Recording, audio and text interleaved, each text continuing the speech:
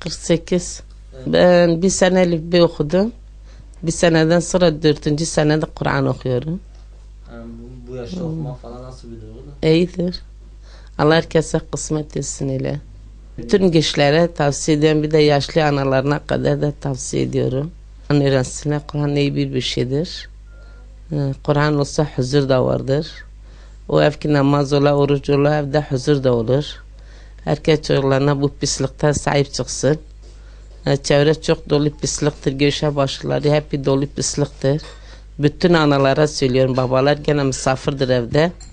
Bütün analar için bu geçerlidir. Herkes çoluk çocuğuna sahip çıksın. Bu pislikten kurtulsunlar. Bu pisliği yapmasınlar. Ben küçüklükten belli çocuklarıma sahip çıkmışım.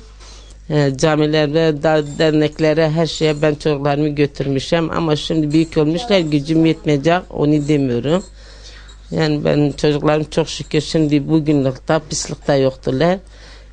Allah Teala herkese bunu da kısmet etsin.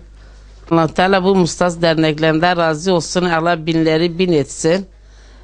Yoklarını var etsin. Biz de onların sayesinden öğrendik bu Kur'an-ı Kerim'in derslerini.